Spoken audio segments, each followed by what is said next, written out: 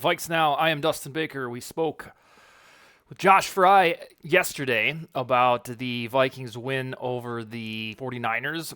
Today we're on a solo trip, and what I want to go through is how perfect and apropos the timing was for these Vikings to beat those 49ers. I'll just say this right out of the gate. It wasn't even terribly vital for playoff seeding for the Vikings to beat the 49ers, if you can believe that. Because, I'm going to talk about this shortly, the schedule really starts to get favorable to the Vikings, and we knew this from the moment the schedule dropped in May. However, the Vikings did not lose to the 49ers, and here we are with the momentum of beating the league's best team heading into that game. By almost any credible power rankings, it was either the 49ers or the Chiefs, and bada bing, the Vikings rang them up, beat them by 5, should have beat them 34-17. They left a lot of points on the board, whether it was a missed field goal, a missed extra point, or two absolutely bungled goal line possessions. But that part is done. So the weekend happened so fabulously for the Vikings, not even including their W, but going into week 7, it would have been advantageous if the New Orleans Saints lost to the Jacksonville Jaguars on the last week's edition of Thursday Night Football. Bada bing, that happened. And then throughout, whether it was the Packers losing, there were so many. There were so many scenarios for NFC teams that were just, nibbling right at the, 7th seed, or basically within a game or two of the 7th seed. And all of those teams, besides the Buccaneers, lost. And there's even some justice in that, because tonight the Buccaneers take on the Bills in Buffalo, and Buffalo should probably win that. And if the Tampa Bay Buccaneers do lose that game, the Vikings are even more in a driver's seat. So Week 7, if you're a Vikings fan, nearly across the board happened the way you want it to happen. And that's not even considering the Lions getting their asses thoroughly spanked by the Ravens, almost putting the Lions in a temporary pretender spot. So this will sound like heresy, but the Vikings are in a perfect spot right now, and it's for two reasons. It's because they showed the oomph to beat the 49ers, all of that shit that we've been saying, me, you, your pals, your family members, that if they just stop these damn turnovers, these fumbles on the first drive, they're a pretty good football team. When you start saying that for 4 or 5 straight games, you sound like an idiot. But it appears that it was true all along, because otherwise they wouldn't have beat the 49ers on Monday Night Football. Now, of course, there's always a chance, if we do this show in 3 weeks, in retrospect, that it was kind of like last year when the Colts out of nowhere beat the Chiefs in week 3, and you realize how later in the season how bad the Colts were. But I don't think roster talent comparison that these Vikings are like those Colts. So I think it is. The defense for the Vikings is maturing on the fly. If they're going to have a stupid-ass turnover like they did in the first quarter, that has to be it. No more. And then you have to get some retribution and force some of your own. And that's what Cameron Bynum did almost single-handedly, forcing 3 turnovers on the 49ers. So, yes, it is really weird to think that after they lost to the Chiefs, the Vikings sat at 1-4, Justin Jefferson heading to IR. We were talking about fire sales, this guy included. NFL media was talking about his cousin's going to be traded. What about Hunter, Jordan Hicks? Can KJ Osborne find a landing spot? It felt like, all right, if there's ever a time to tank, the tank is now. But then, without their best player, the Vikings rattle off a very ugly win at Soldier Field. Go figure, at that building. And then, boom, they beat the 49ers. Now they're in a perfect spot because the tricky part is done. The schedule was released in May, and every single one of us looked at it. In the first 2 months, we're like, oh, shit.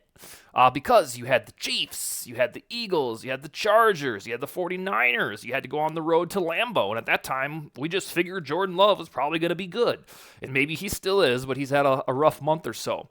All of that really red meat of the Vikings schedule, the bad kind for the Vikings, was all smushed at the beginning of the schedule. So I remember thinking, God, if they get out of week 7 about 3-4 or 4-4 by Halloween, then they're going to be fine. And the only thing that really separates the Vikings from having real great vibes right now is that stupid ass loss in week 1 to the Buccaneers. If they didn't lose that, they'd be 4-3, and we wouldn't even be having chats about Danielle Hunter trades or Kirk Cousins trades. So the moral of the story is all of the tricky part of the schedule, at least bunched up, is done. Some of the more daunting stuff returns in December because you have to go on the road to the Bengals and probably Joe Burrow playing, and then you got to play the Lions twice. But you should want to play the Lions if you're a Vikings fan to really, put them to the test to figure out, is this team that's just been a lovable loser for so long really the real deal? I don't have a whole lot of anxiety about playing the Lions. Maybe it's just psychological because the Vikings have dominated them for so long. But the tricky part of the schedule is kaput. It is over. All of the monsters of rock quarterbacks, besides Joe Burrow, are in the rear view. Now, the Vikings' current playoff percentage, if you can believe this, that ESPN playoff machine that I'm sure some of you dink around with, that should be live here in a couple weeks. But the New York Times has one, and it does the thing where if it's Vikings versus Packers, then you click the Vikings, and it does an instant tabulation based on 30,000 simulations in the minute, what your playoff probability is. And without doing nothing to it right now, the Vikings have a 57% chance of reaching the postseason. And that son of a bitch climbs to 80% if they beat the Packers and they beat the Falcons. That put them at 5-4, and evidently by the numbers, just cruising. So no matter what, the Vikings right now, it's almost unbelievable because where they were dead in the water at 0-3 or dead in the water at 1-4, they have a 57% probability of reaching the postseason according to the New York Times playoff simulator. It's mind-boggling, and this is where we're at after it was such doomsday for about 3 weeks. Now, the next 6 opponents. This is where your eyes should light up because you get this version of the Packers. What are they, 2-4? And one of their wins came against the Saints in dramatic comeback fashion, and very easily could be a 1-5 team. So you have the Packers at Lambeau, never a friendly venue, but we'll see how the chips fall. The Falcons, the Saints, the Broncos, the Bears, and the Raiders. Even if the Vikings were doing the turnover ball and playing like morons like they were in the first few games, they would have a puncher's chance to beat these next 6 teams, let alone the team that just beat the 49ers. So the next 6 games, if they can go on a roll like 2017 and win all 6 or go 5-1 or even 4-2, the Vikings are going to be in the playoffs again. And then after that, it's about how good are the Lions for the next several weeks. Depending on which metric you like on strength of schedule, I mean, there's oodles of them out there. There's like Sharp Analysis that has their own formula. There's like just sheer wins and losses. I think PFF has one too.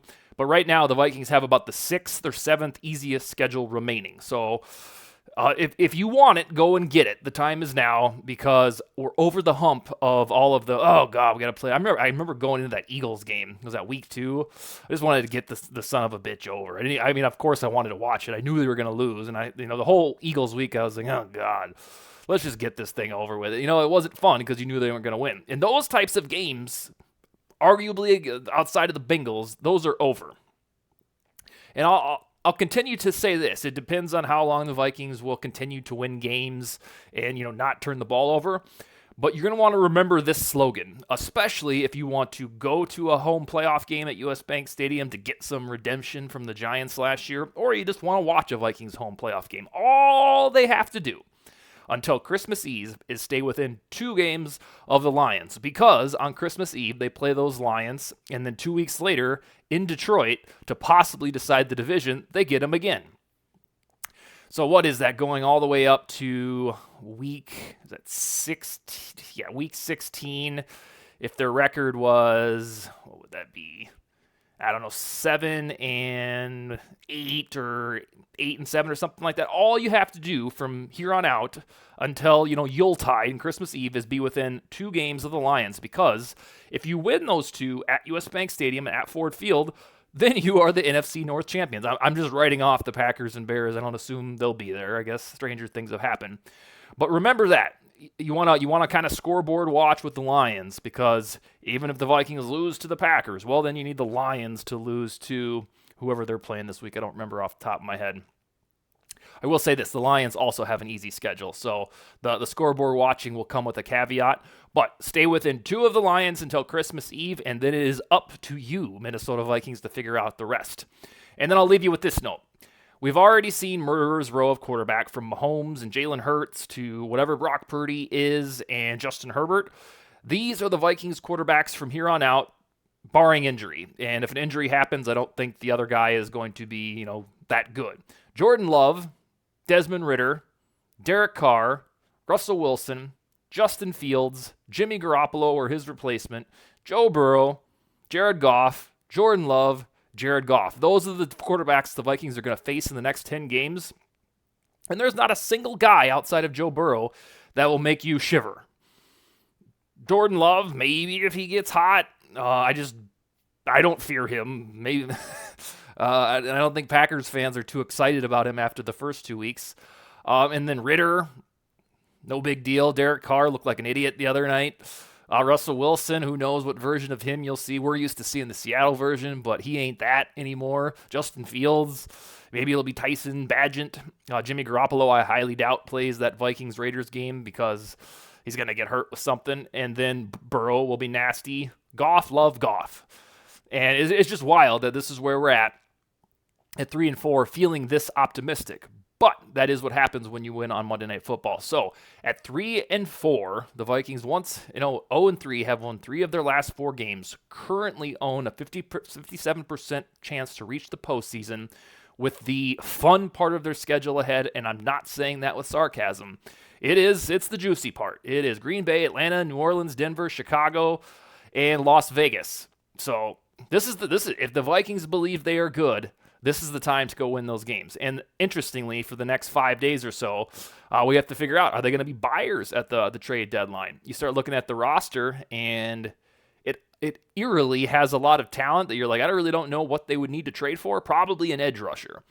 There's a few of them out in the mix, whether it's Brian Burns, Montez Sweat, or Chase Young. I would reasonably expect for the Vikings to explore an additional pass rusher, and that will be amplified to beat the Packers, because then you're 4-4, and I'm going to guess Kwesi, Adolph Mintz, and Kevin O'Connell talk themselves into, like, you know what?